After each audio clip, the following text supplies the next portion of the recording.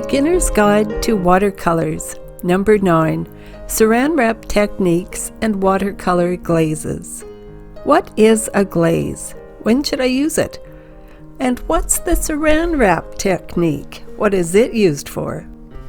Watch as I demonstrate the use of these two techniques by painting a step-by-step tutorial. Hi, welcome to Brenda Beatty's Brushstrokes, and I'm Brenda Beatty. This channel is all about art. Drawing, painting with acrylics, watercolors, and ink. It has tips and tricks, as well as step-by-step tutorials. If you're new to this channel, please subscribe and press the bell so that you'll be notified each time I create a new video. For today's project, I'm going to use this photo of a boat. I draw it first, and then I'm covering the boat with masking. We saw that in a previous video, which you can look up. And now I'm going to mix some paint and put it just where the water is going to be. So I want greens and blues. I'll mix that up quickly. And the paint has to be fairly wet or it's not going to work properly with the plastic wrap. You can get different effects with plastic wrap and with saran wrap. Saran wrap gives a very smooth effect, and for some reason with the plastic wrap you get some granulation, which you will see when I remove the plastic wrap. So we use very juicy paint, apply it to the painting, then we put plastic wrap over top of it and let it dry.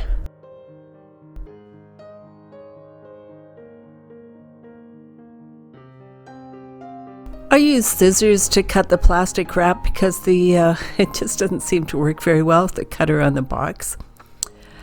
And I want to make sure that I don't move it too much. And I've decided I need some more blue in here. I don't normally lift it up after I put it down, but for this particular painting, I thought it was pretty important to get another color in. This effect is most noticeable, well, really amazing when you have more than one color. And I did want more blue here anyway. So I put the saran wrap over top of the paint and I start squishing it up. And I'm trying to make, just I can see through the plastic wrap what kind of an effect I'm going to get. And if the plastic wrap doesn't stick to the paint, that means the paint is too dry. So I'm just going to stick a little bit of water underneath the bottom because I notice it's a little dry there. Once I'm finished here, then I'll let it dry about, a couple of hours at least, maybe overnight.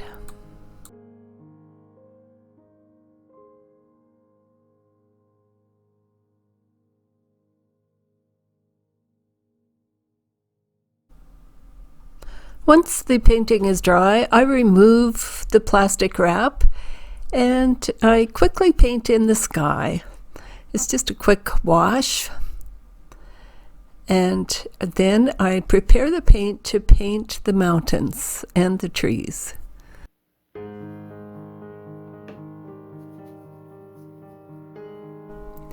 The mountains and the trees are not the focus of the painting, so I paint them with fairly light colors and very little detail. That will bring the focus to the boat.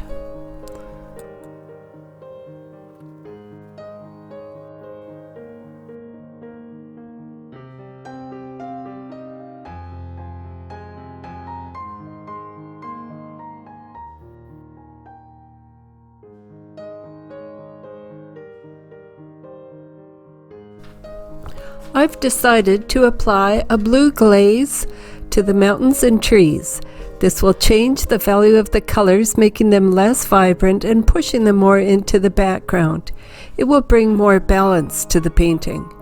The painting must be absolutely dry and the wash applied quickly and carefully so as not to disturb the layer of paint underneath.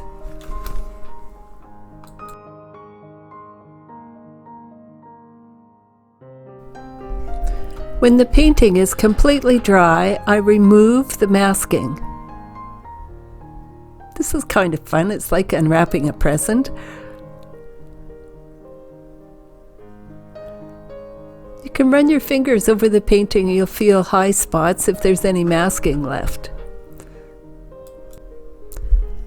Now all that's left to paint is the boat and the details.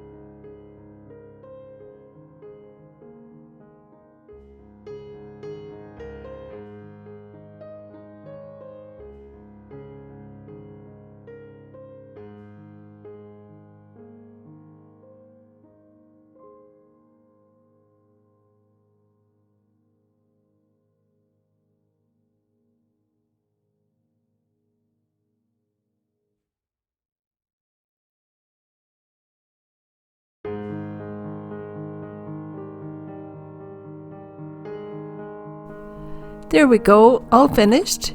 Give it a try. Let me know how it goes in the comments. Happy painting!